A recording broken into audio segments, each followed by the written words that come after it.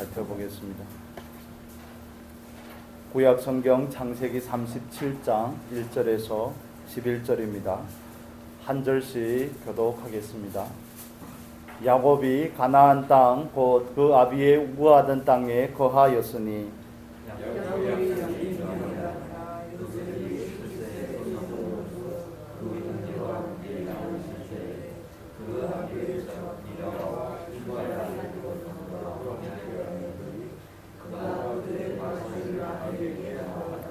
요셉은 노년에 얻은 아들이므로 이스라엘의 여러 아들보다 그를 깊이 사랑하여 위하여 채색 옷을 지었더니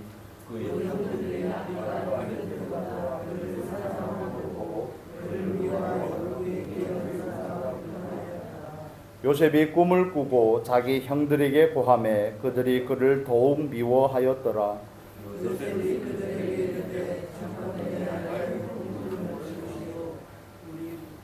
우리가 밭에서 곡식을 묵더니 내 단은 일어서고 당신들의 단은 내 단을 둘러서서 절하더이다.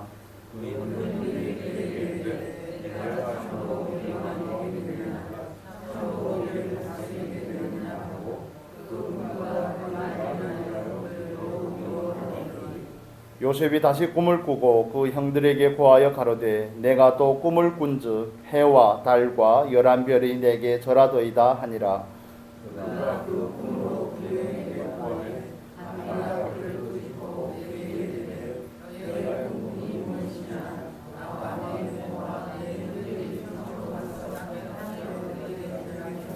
같이 읽겠습니다.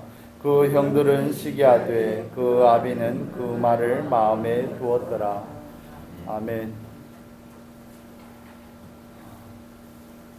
지난 주에 이어서 오늘은 37장으로 나누겠습니다. 하나님의 꿈을 가진 자라는 제목으로 말씀을 나누겠습니다. 여러분은 성경에서 어떤 인물을 좋아하십니까? 보통 다 요셉, 다윗 이렇게 좋아하죠. 단골메뉴로 등장.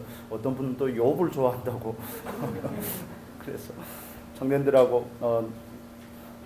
청년들하고 예전에 예배 드릴 때 그들이 그런 질문을 했던 적이 있습니다.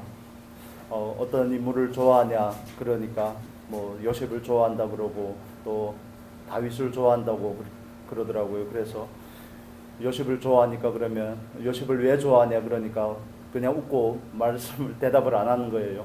요셉을 왜 좋아합니까? 다윗을 왜 좋아하죠? 요셉이 총리가 아니었으면 좋아하겠습니까? 다윗이 왕이 안 되었다면 좋아하겠습니까?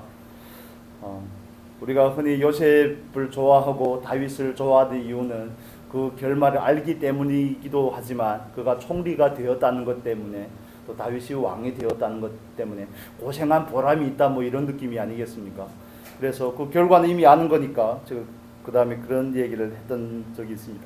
그럼 요셉과 같이 오늘 집에 가서 팔려서 동남아 쪽에 팔려갔다가 10여 년 동안 이러저런 오해를 받고 감옥 생활도 하고 충분히 오해를 받고 예전에는 섬김을 받던 자리에서 또 감옥에 들어가서도 섬기고 열심히 섬기고 그 다음에 겨우 총리가 된다면 그래도 원하냐 그러니까 대답을 안 하시는 겁니다.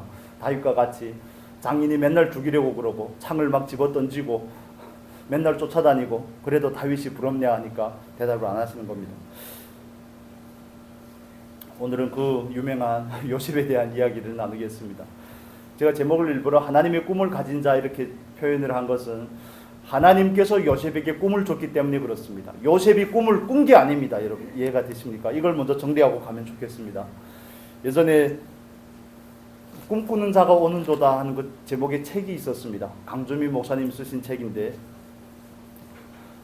꿈꾸는 자가 오는도다 하는 그 책을 읽고 마음에 막 부풀어서 나도 요셉과 같이 꿈을 꿔야 되겠구나. 나도 요셉과 같이 큰 비전을 가지고 큰 꿈을 가지고 하나님 앞에 쓰임을 받아야 되겠구나. 맞는 것 같으면서도 또 아닌 것 같죠. 요셉이 꾼 꿈은 자기에게서부터 비롯된 것이 아니라는 사실을 우리가 먼저 확인할 필요가 있습니다. 하나님께서 일방적으로 요셉에게 꿈으로 찾아오신 겁니다. 그렇죠. 구약시대 때는 하나님께서 자기의 뜻과 계획을 전달하는 통로로 꿈을 많이 사용을 하셨습니다. 환상이라든지 꿈이라든지 선지자들을 통해서도 말씀을 하신 하나님, 그 형태가 중요한 것이 아니라 그 꿈이나 환상이나 그 메시지가 어디에서 왔느냐가 더 중요한 겁니다. 정리하자면 요셉이 꿈을 꾼 게 아니라 하나님께서 하나님의 꿈을 요셉에게 주신 겁니다. 그래서 요셉은 하나님의 꿈을 비로소 가지게 된 것이죠. 자기에게서 비롯된 것이 아니라 하나님께서 요셉에게 꿈을 준 겁니다. 지난주에 말씀을 드렸던 것처럼, 그래서 늘 이 시작이 중요한 겁니다. 어디에서부터 시작이 되었는지, 그 동기가 무엇인지, 근원이 무엇인지, 요셉이 자기가 꿈을 꾼 것이 아니라 하나님께서 요셉을 향한 그 계획을 꿈으로 계시한 거죠. 두 번 꿈을 꿨다는 것은 확정이 되었다는 것을 의미하기도 합니다. 그렇다면 요셉의 인생 가운데서는 요셉이 꿈을 꾼 게 아니고 하나님께서 그에게 꿈을 주셨다면 하나님의 계획에 맞게 나는 어떤 사람으로 준비해야 될까가 요셉이 해야 될 일이기도 합니다. 그러나 물론 요셉은 자기가 어떻게 준비해야 될지를 전혀 알지 못하죠. 그래서 신앙은 출발도 하나님으로부터 출발을 하고 그 과정 가운데서도 하나님께서 인도하셔야 되고 마무리에 가서 이루실 때도 하나님께서 이루셔야 되는 겁니다. 정말 단골면리로 요셉을 좋아하고 다윗을 좋아하고 하는 이유는 그들이 총리고 그들이 왕이기 때문에 그렇습니다. 그들의 삶이 폼이 나기 때문에 그렇죠. 정말 다른 제자들처럼 저는 개인적으로 세례 요한을 좋아하거든요. 세례 요한을 좋아하는데, 그리고 야곱을 좋아하는데, 이런 사람들을 별로 안 좋아합니다. 그 삶이 얼마나 척박하고 삶이 얼마나 고난이 많았는지를 알기 때문에 그렇습니다. 그래서 우리가 요셉을 좋아할 때는 그 마음에서 비롯된 것이 그 욕망 때문이라는 사실을 우리가 한번 확인을 하고, 요셉이 꿈을 꾼 게 아니라 하나님께서 요셉을 향해서 하나님의 계획과 뜻을 계시한 겁니다. 계시의 한 형태로서 꿈을 사용하신 것이고요. 그렇다면 하나님께서는 오늘날도 저와 여러분에게 하나님의 뜻을 계시하시는 줄로 믿습니다. 계시하는 방법이나 형태는 다양합니다. 때로는 꿈을 통해서도 하시고, 때로는 환상으로 보여주시기도 하시고, 때로는 주의 음성을 우리가 알도록 하시고, 때로는 말씀을 들으면서, 말씀을 읽으면서, 기도하면서 내 마음에 깨닫기도 하시고, 그 형태는 다양합니다.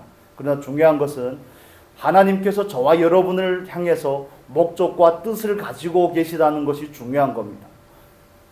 오늘은 먼저 야곱의 인생과 에서의 인생에 대해서 잠깐 비교를 해보겠습니다. 우리 창세기 36장으로 가서 잠깐 보겠습니다. 창세기 36장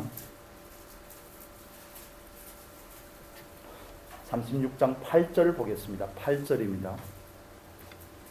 36장 8절 같이 읽겠습니다. 이에 에서 곧 에돔이 세일산에 거하니라. 에돔에서는 어디에 거하였습니까? 세일산에 거하였습니다.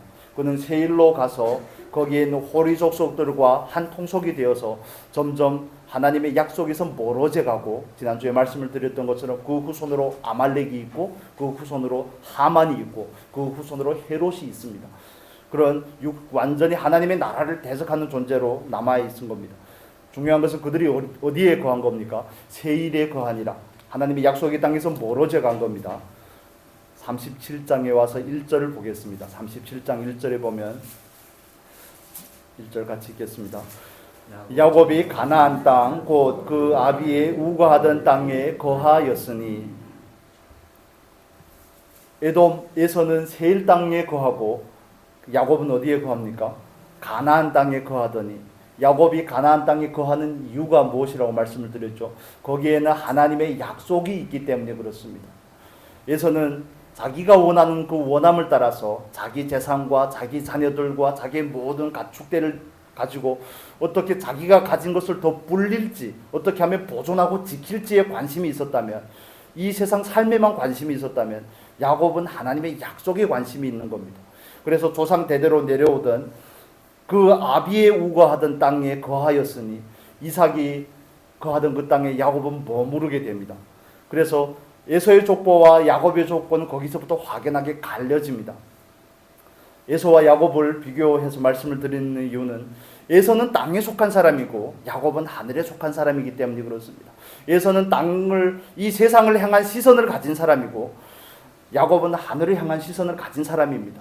에서는 눈에 보이는 것을 추구하는 데 급급한 사람이었다면 야곱은 비록 눈에 보이지는 않지만 하나님의 약속을 붙잡는 데 더 열심을 냈던 사람입니다. 심지어는 그 뱃속에서부터요. 여러분, 우리가 하나님 앞에서 어떻게 살아야 될지, 어떤 선택을 해야 될지 우리에게 너무 분명한 것들입니다. 이 세상에는 땅의 가치와 땅의 시각을 가지고 세상을 바라보고 살아가는 사람들이 있습니다. 그런 사람들은 대개 자기 중심적으로 삽니다. 이 세상에서 자기가 주인이 되고 자기가 왕이 되어서 자기의 삶을 경영합니다. 때론 흥하기도 하고 때론 망하기도 하지만 그 모든 중심에는 자기가 있습니다. 그렇지만 그와 반면에 야곱과 같이 하늘의 가치를 가지고 이 세상을 살아가는 사람들이 있더라는 겁니다. 오늘날 하나님 앞에서 부름받은 저와 여러분도 하늘의 가치를 가지고 살아가는 사람들로 부름받은 줄로 믿습니다. 이건 얼마나 중요한지 모릅니다. 하나님께서 우리에게 주신 모든 것은 하나님의 약속을 바라보는 것을 목적으로 하고 있습니다. 하나님의 뜻과 하나님의 계획을 우리는 목적으로 하면서 이 땅을 살아가고 있습니다.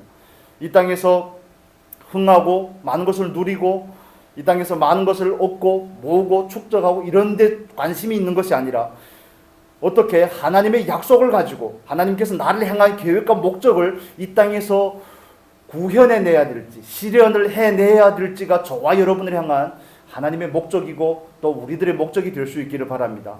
이것은 확연하게 다른 겁니다. 세상적인 가치로 볼 때는 에서가 훨씬 더 잘 나가죠. 에서가 훨씬 더 이 세상에서는 그럴듯해 보입니다. 그런데 야곱의 삶에는 별로 내세울 만한 것이 없습니다. 하나님께서 그를 만나주시고 그의 이름을 이스라엘로 바꿔주셨지만 약속의 땅으로 다시 돌아오게 하셨지만 그 어미의 유모도 죽게 되고 그 큰아들은 어떻게 합니까? 자기가 사랑했던 그 아내 라헬도 잊어버리게 되고 큰아들은 또 천류들을 범하고 또 뭐가 있습니까? 자기가 평생 사랑을 받아보지 못했던 그 아버지까지 여의게 됩니다. 하나님의 약속을 부름을 받았는데 하나님께서 축복을 해주셨는데 이 땅에서 흥하는 게 아닙니다. 야곱의 삶에는 뭔가 뚜렷하게 내세울 만한 것이 전혀 없습니다. 그의 삶은 고난의 연속이고 버림의 연속이고 내려놓음의 연속입니다. 그 마음에 삶 가운데는 많은 아픔과 슬픔이 있는데 그런 과정 가운데서 야곱이 이스라엘로 점점 변해가더라는 겁니다. 이것이 저와 여러분을 향한 하나님의 목적이고 계획입니다. 하나님께서 우리에게 그런 계획을 가지고 있기 때문에 우리는 하나님의 목적과 하나님의 계획에 대해서 눈치를 채셔야 되는 겁니다. 세상 사람들이 어떻게 살든지 나와 나의 집은 하나님만 섬기겠습니다. 나는 하나님의 가치를 가지고 살아가겠습니다 하는 것이 오늘날 그리스도인들 멀리까지 갈 필요 없이 저와 여러분의 고백이 되고 삶이 실제가 될 수 있기를 바랍니다. 이건 나를 누구로 인식하느냐의 차이에 있습니다. 나를 누구로 인식을 하느냐. 우리 히브리서 12장의 말씀 잠깐 보겠습니다. 에서에 대한 표현인데 히브리서 12장 6절에서 7절입니다.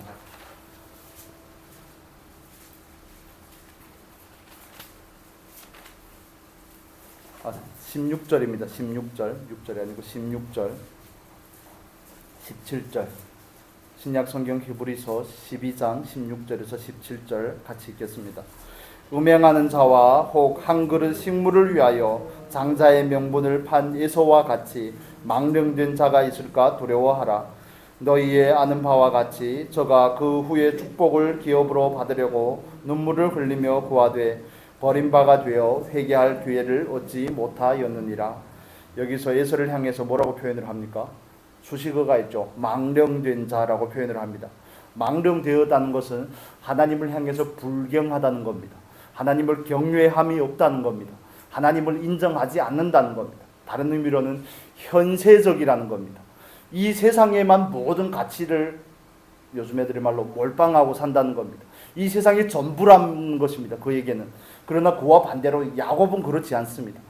물론 하나님께서 주신 그 소원을 자기의 꾀와 자기의 그 수단을 가지고 아비를 속이는 그 방법을 통해서 적당하지 못한 방법을 통해서 취하고자 했지만 야곱의 마음속에는 늘 하나님을 향한 목마름이 있습니다. 약속을 자기가 물려받고자 하는 장자가 되고자 하는 그 욕망이 그 안에 있습니다. 물론 그것은 하나님께서 주신 것입니다. 그것 때문에 에서와 야곱은 현저한 차이를 보이는 겁니다. 여러분, 저와 여러분은 하나님 앞에서 하나님의 뜻과 계획 가운데서 부름을 받은 사람들인 줄로 믿습니다. 인생에서 이것을 발견하는 것이 얼마나 귀하고 얼마나 중요한지를 우리는 깨달을 필요가 있습니다. 목적이 없기 때문에 방황하는 겁니다. 목적이 없기 때문에 인생을 어떻게 살아야 되는지 갈피를 잡지 못하는 겁니다. 헤매이는 겁니다. 한마디로 오리무중에 빠진 것과 같이 정말 어떻게 해야 될지, 무엇이 맞는 것인지, 무엇이 잘못된 것인지, 어디를 향해서 나아가야 되는지, 어떤 삶을 선택해야 되는지, 모든 것들이 다 뒤틀리게 되는 겁니다. 그래서 가장 우선적으로 정리해야 될 부분은 우리들이 하나님 앞에서 어떤 존재로 부름을 받았는가에 대한 문제입니다. 우리는 에서와 같이 망령된 자로 부름을 받은 게 아닙니다.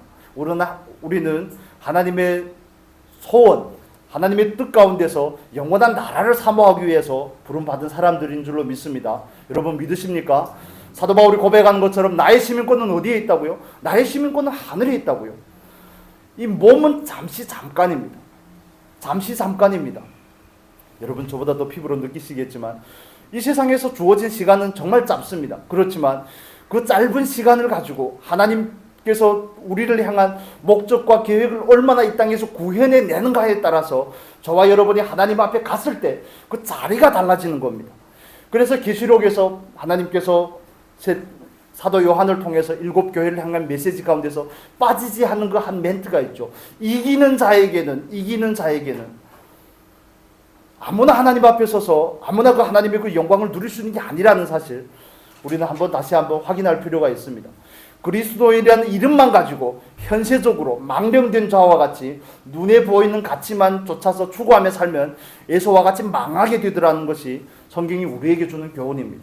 저와 여러분은 에서처럼 부름을 받은 것이 아니라 야곱처럼 부름을 받은 줄로 믿습니다. 우리는 하늘의 가치를 향해서 부름을 받은 사람들입니다. 내가 누구인지에 대해서 우리가 바르게 인식하고 확인하는 그런 은혜가 있기를 바랍니다. 여러분 누구십니까? 여러분 무엇을 위해서 이 땅에 보냄을 받았습니까? 그래서 항상 근원적인 것이 중요하다고 말씀을 드린 겁니다. 내가 원해서 이 땅에 태어난 게 아닙니다. 중고등부하고도 오늘 나눌 때도 그 이야기를 했지만 나는 하나님으로부터 창조함을 받은 존재입니다. 그렇죠? 엄마 아빠를 통해서 이 땅에, 엄마 아빠라는 통로를 통해서 이 땅에 보냄을 받은 사람이지 엄마 아빠에게 속한다든지 나 스스로에게 속한 것이 아니라는 것이죠.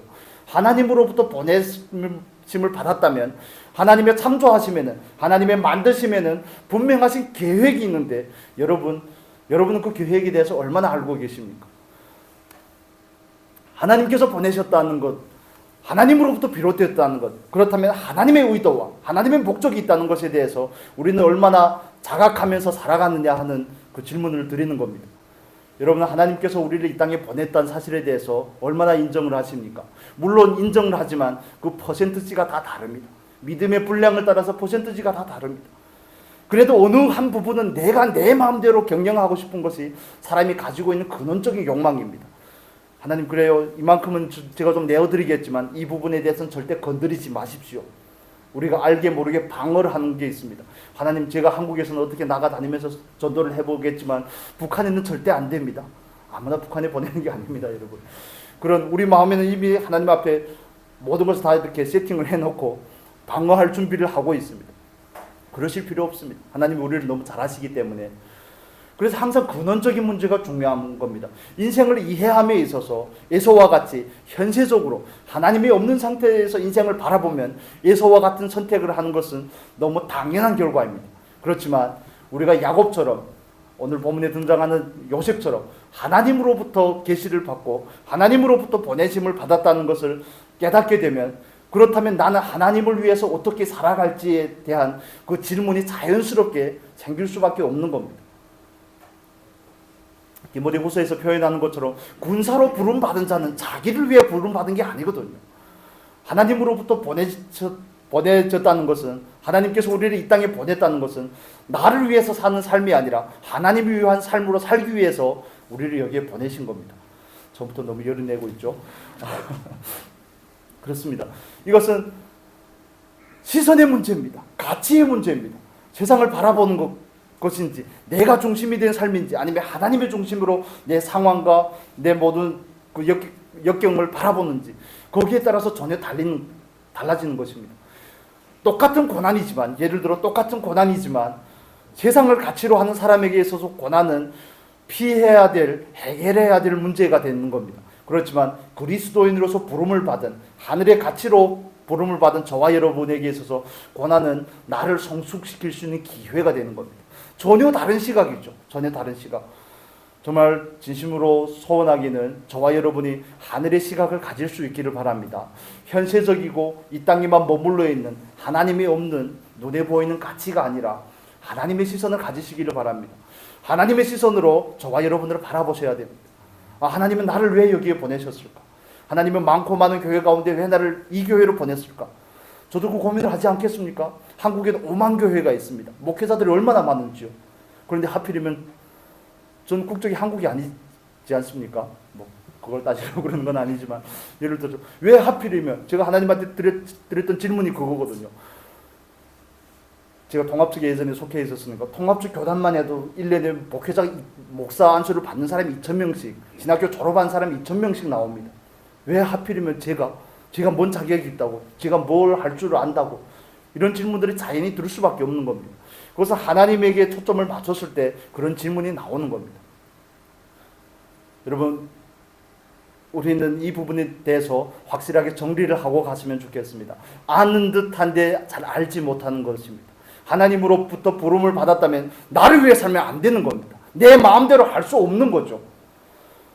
내 마음대로 살고 싶지 않은데 실패하는 것과 내 마음대로 살면 안 된다는 것을 깨닫지도 못하는 것은 전혀 다른 겁니다.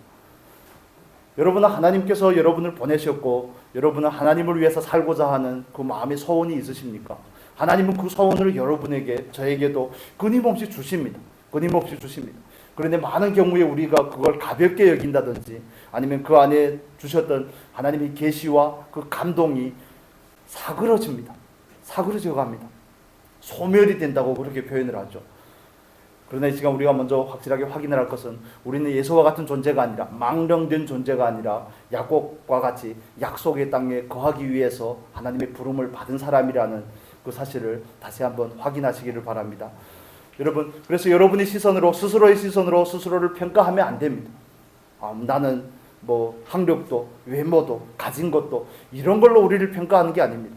하나님은 모든 사람을 향해서 그 쓰임새가 있게 부르신 겁니다. 요셉이 총리이기 때문에 욕망 가운데서 많이 좋아했을 수도 있겠지만, 그러나 요셉은 요셉대로의 쓰임새가 있고 유다는 유다 나름대로의 쓰임새가 있는 겁니다. 그럼 먼저 이 부분에 대해서 조금 정리를 해보겠습니다. 성경에서 창세기에서는 10개의 족보가 나온다고 말씀을 드렸죠. 10개의 족보를 통해서 하나님께서 구원해가는 그 역사를 묘사하고 있습니다. 노아를 통해서 준 아들이 3명이 있죠. 노아의 아들 가운데 셈과 함과 야벳이 있는데, 그 중에서 셈의 후손으로서 누구를 선택을 합니까? 아브라함을 선택을 하는 겁니다. 그것은 하나님의 구원은 하나님의 절대적인 주권에 있다는 것을 보여주는 겁니다. 아브라함에게는 2 아들이 있습니다. 하나는 이스마엘이고 하나는 누굽니까? 이삭입니다. 거기에서는 세상적인 가치를 따라서 한 방법을 하나님은 사용하지 않겠다는 것을 의미하는 겁니다. 육체로 따라난 자는 하나님께 버림을 받는다는 것을 의미하고, 그 다음 이삭에게서는 또 2 아들이 있죠. 야곱과 에서입니다. 그들은 뱃속부터 자기들이 원해서 그 가치가 결정이 되는 게 아닙니다. 자기가 원해서 쓰임을 받고 받지 않고 하는 것이 아니지만, 그러나 야곱의 12아들에 와서는 그게 달라집니다. 여러분, 이제는 그 12아들이 하나님 앞에서 누가 그 주도권을 가지냐는 그 싸움이 본격적으로 시작이 되는 겁니다. 루벤이 장자입니다. 그러나 루벤이 어떻게 됩니까? 루벤이 버림을 받습니다. 그 다음에 루벤이 둘째, 셋째 동생인 시므온과 레위는 어떻습니까? 세겜 땅에 들어가서 그들을 할례받게 하고 제3일에 들어가서 세겜성을 학살을 하죠. 그들은 그래서 그 축복받는 우선순위에서 밀리게 됩니다. 그래서 예수 그리스도가 누구를 통해 오는 겁니까? 유다를 통해서 오는 겁니다. 이제는 하나님 앞에서 쓰임받는 그 주도권의 싸움을 하는 겁니다. 야곱은 12아들이 있지만 요셉은 요셉 나름대로의 쓰임새가 있고 유다는 유다 나름대로의 쓰임새가 있습니다. 우리가 하나님의 시선으로 우리를 바라볼 때 우리가 늘 마음 가운데 욕망이 있기 때문에, 비교하는 마음이 있기 때문에 늘 다른 사람보다 더 우월하게, 다른 사람보다 더 크게, 다른 사람보다 더 화려하게, 이렇게 자꾸 초점을 맞추다 보니까 하나님의 시선으로 우리를 바라보지 못하게 되는 겁니다. 자꾸 사람의 시각으로, 세상의 기준으로 우리를 바라보게 되는 겁니다. 그러나 하나님께서는 그 사람이 서열이 몇 번째인지 그걸 중요하게 여기는 것이 아니라 하나님 앞에서 바른 중심을 가지고 있는지를 더 중요하게 여기더라는 사실입니다. 야곱의 아들들은 한결같이 다 나쁜 놈들입니다. 그렇지 않습니까? 야곱의 아들들은 한결같이 다 나쁩니다. 성경은 그것은 낱낱이 고발하고 있죠. 아무리 동생이 미워도 동생을 어떻게 팔아버릴 수가 있습니까? 구덩이에다 넣었다 죽이려고 했다가 차라리 돈이나 받고 팔자 이런 거 아닙니까? 아비를 속이고 그 아비가 요셉을 잃어버림으로 인해서 느끼게 될 그 아픔에는 전혀 관심이 없습니다. 야곱의 아들들은 한결같이 나쁜 놈들이지만 하나님께서는 그 12이라는 숫자를 통해서 구원의 역사를 이루어가고자 하는 겁니다. 그래서 르우벤이 천륜을 범하지만 아비의 첩과 동침하지만 거기에서 탈락이 되지 않는 겁니다. 야곱의 12아들부터는 구원받은 그리스도인으로서 접근을 하는 게 맞습니다.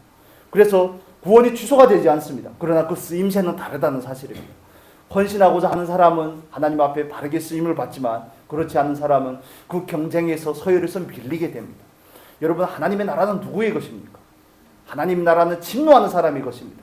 대충 하는 게 아니라는 겁니다. 그까짓거 대충 뭐 이런 유행어도 예전에 있었죠. 그렇게 하는 게 아닙니다. 그래서 계시록에서 반복해서 말하는 것도 이기는 자에게는 생명의 면류관도 주고 하나님의 나라의 성에 들어갈 권세도 주고 이기는 자에게만 주어지는 권세, 그걸 향한 저와 여러분의 사모함이 이 시간 충만해질 수 있기를 바랍니다. 우리는 이기기를 다투는 사람들입니다. 이기기를 다투는 사람이기 때문에 이 땅에서 절제합니다. 육신을 따라 살지 않으려고 합니다. 죄를 범하지 않으려고 합니다. 하나님께서 하라고 하는 것은 순종하려고 하고 하지 말라고 하는 것은 하지 않으려고 하는 겁니다. 근원적인 것부터 다른 겁니다. 그래서 야곱이 12아들이 우리에게 보여주는 것은 하나님 앞에서 어떻게 쓰임을 받는 것인지, 다 야곱의 아들입니다. 저와 여러분 다 하나님의 자녀죠. 그런데 그 쓰임새가 다르더라는 겁니다. 크게 쓰임받고 작게 쓰임받고의 문제가 아닙니다. 적절하게 쓰임을 받느냐의 문제인 것입니다. 처음으로 다시 돌아오면 하나님께서는 모든 그리스도인들을 향한 하나님의 목적과 계획이 있습니다. 이 세상 모든 사람들을 향해서 그 계획이 있지만 많은 사람들은 그 삶을 그냥 허비해버립니다. 그냥 낭비합니다. 어떻게 살아야 될지를 모르고 인생에 목적이 없으니까 자기 마음대로 살다가 덧없이 왔다가 덧없이 가는 게 인생입니다. 그렇지만 그리스도인으로 부름받은 그리스도인들 중에도 그런 사람들이 많다는 사실, 여러분 혹여 저와 여러분은 그런 사람이 아닙니까? 하나님께서 보내신 의무가 있고 그분의 목적하심이 있는데 나는 내 뜻대로 삶을 경영하고자 하는 것은 아닌지, 내 마음대로 내가 원하는 대로 하려고 하는 것은 아닌지 우리는 살펴볼 필요가 있습니다. 하나님이 주신 감동이라고 그러면서 자기 스타일대로 하려고 하는 거 아닙니다. 그렇지 않습니다. 하나님께서 주셨다면, 하나님께서 감동을 주셨다면 하나님께서 원하시는 방법대로 해가는 게 맞습니다. 하나님 앞에 계시를 받고 자기 식대로 표현을 하다가 고난을 당하는 게 요셉이 아닙니까? 제가 요셉을 오늘 본문을 묵상하면서 17살이나 먹었는데, 정말 그 앞에 한 단어를 붙이고 싶은데 17살이나 먹었는데 이렇게 눈치가 없을까? 이렇게 눈치가 없을까? 보겠습니다. 우리 2절의 말씀 보겠습니다. 2절의 말씀. 야곱의 약전이 이러하니라. 요셉이 17세의 소년으로서 그 형제와 함께 양을 칠 때에 그 아비의 첫 비라와 실바의 아들들로 더불어 함께 하였더니 그가 그들의 과실을 아비에게 고하더라. 여기서 과실을 고한다는 것은 나쁜 것을, 악의를 가지고 비방하는 것을 말합니다. 그냥 고발하는 게 아닙니다. 그냥 고발하는 게 아니라 뭐 어떤 분들은 이걸 미화하기 위해서 요셉이 얼마나 정직한 사람이냐 그런 의미로 말하는 게 아니라 뒤에 가서 악의적으로 고발을 하는 겁니다. 아비에게 이렇게 고발을 하고 또 아비가 그를 특별히 사랑함으로 인해서 요셉은 형들 앞에 미움을 받고 있는 상태죠. 그런데 자기가 꾼 꿈을 2번이나 말합니다. 그런데 이게 히브리어 원어에 보면 연속법으로 나와 있습니다. 한 번만 말하고 그친 게 아닙니다. 꿈은 2번 꿨지만 여러 번 얘기를 한 거 말합니다. 그래서 오늘 본문에 보면 그 표현들이 있죠. 4절 볼까요? 4절에 보면 4절 보겠습니다. 그 형들이 아비가 형제들보다 그를 사랑함을 보고 그를 미워하여 그에게 원사가 불평하였더라. 5절에도 보면 그들이 그를 더욱 미워하였더라. 꿈을 듣고 나서입니다. 8절에도 보면 그 꿈과 그 말을 인하여 그를 더욱 미워하더니 11절에 보면 형들이 그를 시기하되 17살이나 먹었는데 이렇게 눈치가 없을까? 요셉이 어찌 보면 자기애가 충만한 사람, 나르시시즘이라고 그렇게 표현을 하죠. 어려운 단어로. 자기에게 그냥 흠뻑 빠져 젖어서 있는 사람입니다. 아비의 사랑만 받다 보니까 눈에는 뵈는 게 없는 겁니다. 눈에 뵈는 게 없습니다. 어떻게 이렇게 눈치가 없을 수 있습니까? 성경은 일부러 요셉이 얼마나 옹졸하고 얼마나 비열하며 얼마나 가슴이 좁으며 얼마나 밴댕이며 그런 데 대해서 철저하게 고발을 합니다. 왜냐하면 하나님께서 야곱의 아들인 요셉을 통해서 두 가지 일을 하시고 싶기 때문에 그렇습니다. 속 좁은 요셉을 어떻게 만듭니까? 섬기는 자로 만드는 겁니다. 속 좁은 요셉을 포용할 수 있는 자로 만드는 겁니다. 집에서는 일방적으로 섬김만 받던 요셉을 감옥에서도 다른 사람 섬기고, 보디발의 집에서도 섬기고, 총무로서 섬기고, 감옥에 가서도 간수들을 섬기고, 애굽의 총리가 되어서도 애굽을 섬기고, 섬김을 받던 자에서 섬김을 하는 사람으로, 형들의 그런 것을 저 같으면 형이 있으면, 저는 형이 없어서 그렇지만 형이 있으면 어느 정도 덮어주면 형들에게 이쁨도 받을 텐데, 그런데 그것은 낱낱이 고발을 해가지고 자초한 것이 아닙니까? 그렇게 옹졸한 사람에서 그가 얼마나 포용력이 있는 사람인지를 성경 우리에게 미리 그것을 보여주고 있는 겁니다. 요셉이라는 한 사람을 바꿔가는 하나님의 역사가 어떻게 이루어지는지, 이것은 하나님께서 요셉 한 사람 개인을 향한 목적이라면, 또 요셉 한 사람을 어떻게 총리가 되어서 아브라함에게 주셨던 그 약속 여러분 잊지 않으셨죠? 아브라함에게 주셨던 그 약속, 주권과 영토와 백성에 대한 약속을 어떻게 요셉을 통하여 이루어가고 계신지, 하나님의 뜻 가운데 요셉을 어떻게 쓰고자 하시는지, 만들어 가시는지에 대해서 우리에게 보여주고 있는 것입니다. 그렇기 때문에 요셉에 대해서 그걸 구체적으로 설명을 합니다. 원래 요셉의 모습이 어땠는지. 그래서 여기에서 우리는 하나님의 구원의 역사의 두 방면을 볼 수 있죠. 하나님의 요셉 개인을 향한 구원과 그 다음에는 요셉이 하나님께서 이루어 가시는 그 구원의 역사에 어떻게 쓰임을 받는지를 보게 됩니다. 저와 여러분의 인생도 똑같습니다. 하나님은 저와 여러분을 변화시켜 가시기를 원하시는 줄로 믿습니다. 하늘에 계신 너희 아버지의 온전하심과 같이 너희도 온전하라. 그렇기 때문에 그리스도인들에게 있어서 내가 넓어지는 것은 필연적인 과제입니다. 서로 사랑하라고 그러죠. 너희가 만일 서로 사랑하면 사람들이 너희가 내 제자인 줄 알리라. 저와 여러분은 하나님의 제자로, 예수 그리스도의 제자로 부름을 받은 거 아닙니까? 그렇다면 우리는 사랑을 배워야 되는데 새가슴을 가지고는 사랑할 수 없습니다. 밴댕이 소가지를 가지고는 사랑할 수가 없거든요. 품을 수가 없기 때문에. 그렇기 때문에 이 과제는 모든 그리스도인들에게 주어진 과제입니다. 저에게도 주어진 것이고 여러분들에게도 주어진 것입니다. 그래서 하나님 싫습니다, 안 됩니다, 나는 안 하겠습니다, 이럴 수가 없는 겁니다. 왜냐하면 하나님으로부터 온 소원이기 때문에, 하나님의 목적이 그것이기 때문에, 하나님은 그 목적을 위해서 우리를 이 땅에 보내셨기 때문에 그렇습니다.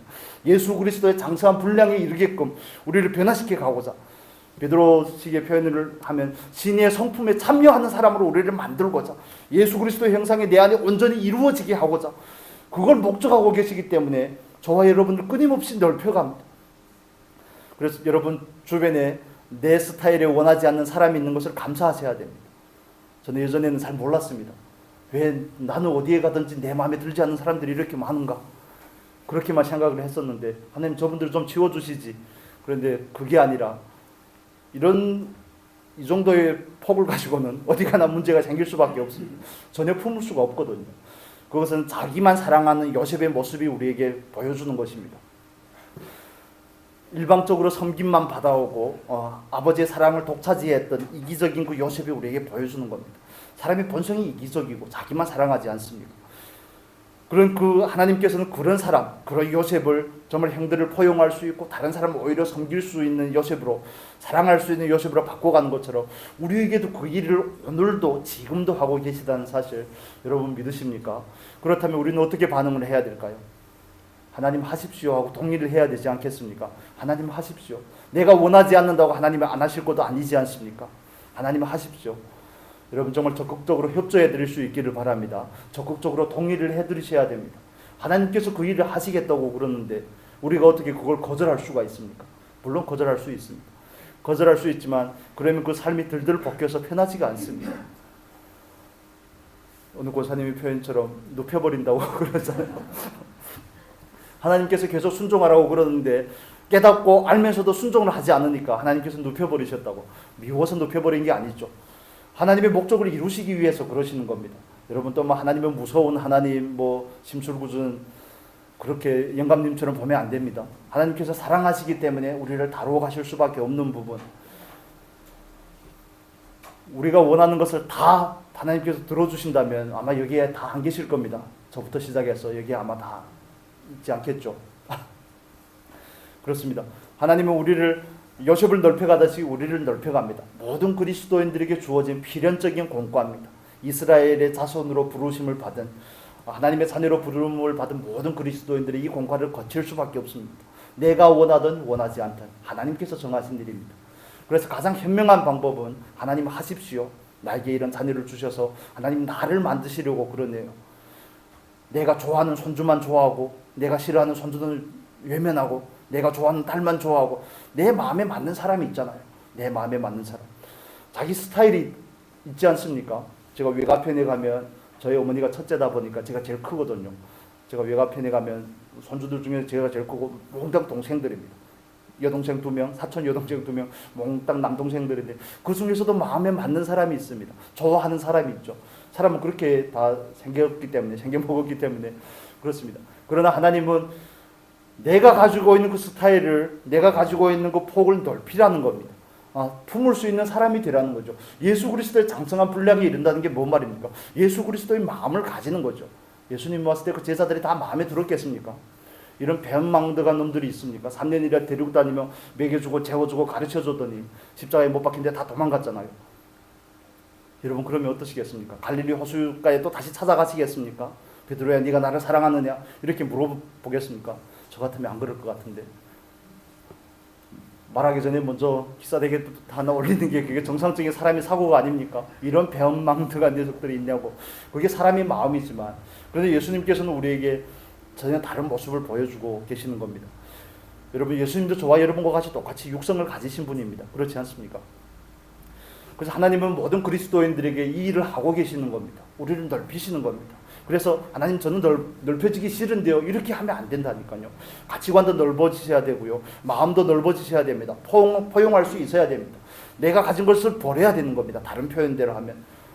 내가 가진 기준을 버리셔야 되는 겁니다. 역할을 버리는 게 아니라 내가 가진 틀과 기준을 버리는 겁니다. 그 일을 오늘도 예수님께서는 하고 계시다는 사실을 여러분 우리가 깨달으면 좋겠습니다. 그 어린 요셉을 하나님께서 다룰 수밖에 없는 이유, 그를 향한 하나님의 다루심은 또 다른 한 측면으로 나타나는데 하나님의 구원의 역사에 참여하는 걸로 나타납니다. 구원의 역사에 참여하기 위해서는 반드시 연단을 받아야 됩니다. 그래서 제가 여러분에게 드리고 싶은 도전은, 하나님께서 주시는 감동은, 여러분 그리스도인으로서 부름을 받았는데 내가 변화되기를 위해서 얼마나 사모하시는지, 이것이 첫 번째 질문이고요. 두 번째 질문은 하나님의 나라에 얼마나 참여하고 계신지, 얼마나 참여하고자 하시는지, 얼마나 그 소원이 있는지에 대한 게 두 번째 질문입니다. 두 가지가 하나님의 목적이라면 우리는 이 두 가지의 목적을 우리를 향한, 나를 향한 하나님의 목적으로 받아야 되지 않겠습니까? 여러분 우리가 원하든 원하지 않든 모든 사람은 다 하나님 앞에 서게 되어 있습니다. 내가 가든 그분이 오든 필연적인 숙명과 같은 인생의 결론이죠. 한 번 죽는 것은 사람에게 정하신 것이로되 그 죽은 후에는 뭐가 있다고요? 심판이 있으리라. 성경이 우리에게 가르쳐주는 것입니다. 그렇다면 우리가 그리스도인으로 부르심을 받았다면 하나님의 나라에 어떻게 참여하고자 하는지, 참여하기 위해서 나는 얼마나 지금 다름을 받고 연단을 받고 변화되고 있는지, 그 하나님의 뜻에 대해서 얼마나 바르게 이해하고 있는지에 대해서 여러분에게 질문을 드리는 겁니다. 일하지 않으면 상이 없습니다. 싸우지 않으면 승리가 없습니다. 싸워서 이겨야지 상이 있는 겁니다. 싸워서 이겨야지 하나님 앞에 갔을 때 우리가 정말 부끄러운 그 자리에 있지 않게 되는 겁니다. 제가 여러분에게도 말씀을 드렸던 것처럼 전 예수를 믿고 나서 세상의 친구들, 세상의 그런 습관들, 그런 걸 끊는 게 너무 힘들어요. 제가 끊으려고 하니까 힘들었겠죠. 그런 걸 거절하고 하는 게 너무 힘들어서 정말 십자가에 달렸던, 예수님 옆에 달렸던 그 강도를 너무너무 사모했습니다. 주의 나라가 임할 때 나를 기억하여 주십시오. 한마디면 되지 않습니까? 5초면 되잖아요. 5초면. 뭐 왜 하필 20대 초반에 물론 늦은 시간이긴 하지만 20대 초반부터 불러가지고 저를 이렇게 들들 볶습니까? 세상에서 적당히 살다가 내가 원하는 대로 살다가 성질 낼 거 다 내고 죄송합니다. 뭐 즐길 거 다 즐기고 그 다음에 마지막에 그냥 간당간당할 때 딱 마무리하고 끝내면 얼마나 좋습니까? 그게 얼마나 어리석은 생각이었는지. 심지 않았는데 어떻게 거둡니까? 일하지 않았는데 뭔 상이 있습니까? 곡식을 밟아 떠는 소에게 망을 가리지 말라 그랬지. 일하지 않는 사람은 볼 것도 없는 겁니다. 여러분, 그렇다면 우리는 하나님의 나라에서 하나님의 자녀로 또 군사로 부름을 받았는데, 하나님의 나라의 가치를 위해서 부름을 받았는데 나는 얼마나 참여하고자 하는지, 내가 얼마나 변화되고자 하는지와 참여하고자 하는지는 동전의 양면과 같이 가는 겁니다. 참여하고자 하는 사람은 변화될 수밖에 없습니다. 참여하고자 하는 사람은 나를 내려놔야 되는 겁니다. 참여하고자 하는 사람은 예수님께서 말씀하신 것처럼 자기를 부인하고가 첫째가 될 수밖에 없는 겁니다. 그렇지 않으면 우리는 하나님 앞에서 쓰임 받지 못할 수도 있고, 하나님 앞에서 쓰임 받지 못하면 하나님께서 우리에게 주신 많은 시간들을 그냥 유실하게 되는 겁니다. 잃어버리게 되는 겁니다. 하나님께서 우리에게 자녀들을 주셨지만 자녀들도 내 마음대로, 내 스타일대로, 세상이 원하는 그 기준대로 키우다가 그냥 하나님도 알지 못하게 될 수도 있다는 사실에 대해서 우리는 경각심을 가져야 되는 겁니다. 이 세상이 얼마나 혼란스럽습니까? 여러분, 정말 제가 어릴 때는 21세기 2020년, 2030년 이렇게 되면 하늘에서 차가 날아다닐 줄로 알았는데, 이제 와서 소위 선진국이라고 말하는 그런 미국과 같은 나라에서 성이 몇 가지 있냐, 남성과 여성 외에 또 있냐 없냐 이런 이야기를 하고 있고, 남자도 임신을 할 수 있느냐 이런 전혀 천륜에 어긋나는 질문을 하고 있고, 이 세상이 얼마나 타락했고 그 마지막에 얼마나 가까워 있다는 것을 우리에게 반복해 보여주는 증거가 아니겠습니까? 하나님께서 만드신 그 질서를 허물어뜨리려고 하는 게 아닙니까? 하나님께서 정해진 그 룰을 깨뜨리고 사람 마음대로 해보겠다는 거죠.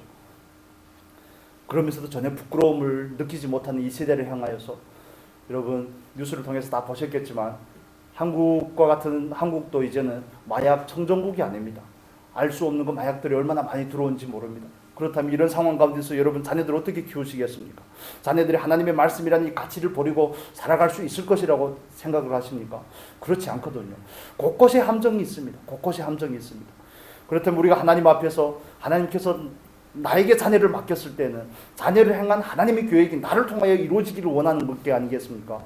하나님께서 나를 통해 그를 섬겨서, 하나님의 뜻대로 섬겨서, 하나님께서 그를 향한 계획이 이루어지는 것은 내가 서브 역할로, 보조 역할로 하라고 우리에게 맡기셨는데, 나도 서지 않고 다른 사람이 서는 것도 방해하고 하는 자리에 우리가 있으면 안 된다는 것을 말씀을 드리는 겁니다. 여러분, 잘한다 못한다 이걸 떠나서 우리가 얼마나 이걸 인지하고 있는지가 굉장히 중요한 겁니다. 내 자녀라고 생각하면 우리는 예서와 같은 마인드를 가지고 있는 겁니다. 그렇지만 하나님께서 맡기신 자녀라고 생각한다면 우리는 하나님의 마인드를 가지고 접근을 하려고 하는 겁니다.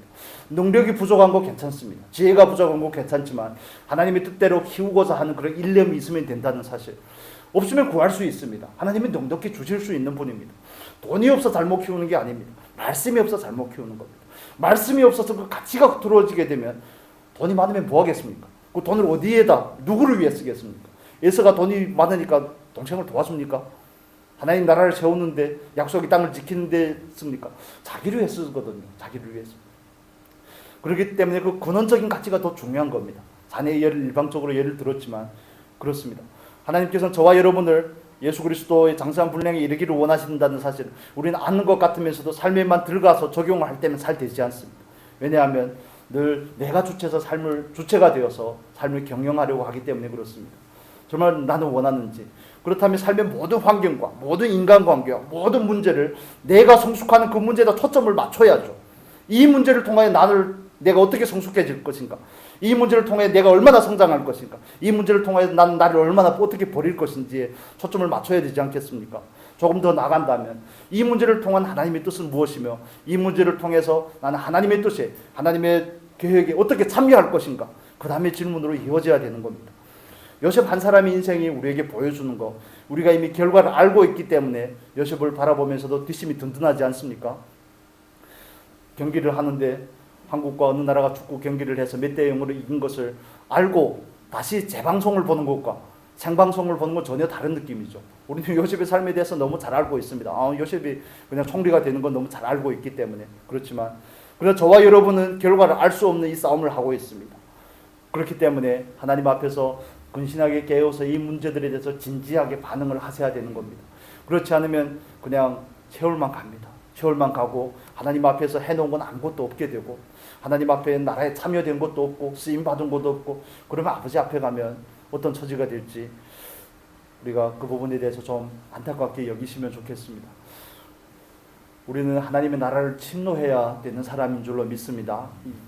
야곱의 12아들이 서로 그 서열을 다툼하듯이 장자로 내가 태어났다고 해서 장자가 아니듯이 사랑하는 여인이 났다고 해서 그를 통해서 예수 그리스도가 온다고 보장이 없듯이 우리는 오늘도 하나님의 부르심 안에서 나를 변화시키고 또 참여하고자 하는 거기에 초점을 맞추고 오늘이라는 이 하루를 살아갈 수 있기를 바랍니다. 이것은 얼마나 중요한 일인지. 왜냐하면 하나님께서 보내셨고 하나님께서부터 시작하셨기 때문에 그렇습니다. 요셉에게 꿈을 주신 거 하나님께서 우리에게도 소원을 주시지 않았습니까? 우리는 그 전체적인 소원도 알고 있습니다. 그렇기 때문에 중요한 것은 내가 어떻게 하나님의 꿈을 가진 자로서 하나님의 부름을 받은 자로서 참여할 것인지, 나는 어떻게 참여할 것인가, 어떻게 방해가 되지 않고 참여가 될 것인지 하는 그 문제를 우리가 좀 진지하게 고민을 하고 하나님 앞에 기도하면서 이번 한 주간도 은혜 가운데 살아갈 수 있기를 예수님의 이름으로 축복합니다. 같이 기도하겠습니다. 기도하겠습니다. 거룩하신 하나님 아버지 감사합니다.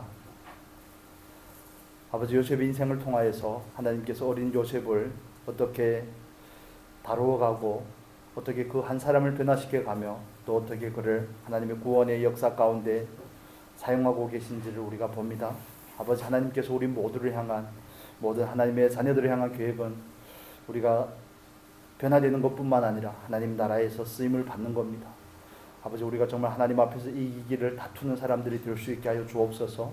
하늘의 시각을 가지고 하나님의 입장에서 우리 인생을 바라보며 나의 변화와 또 하나님의 나라의 참여에 힘쓰며 그것을 우리의 소원으로 삼고 살아갈 수 있도록 은혜를 더하여 주옵소서. 아버지, 이 시간도 우리에게 원함을 더하여 주시고 아버지께서 주신 그 원함을 우리가 굳게 붙잡고 기도하며 나아갈 수 있도록 인도하여 주옵소서. 감사하며 예수 그리스도의 이름으로 기도합니다.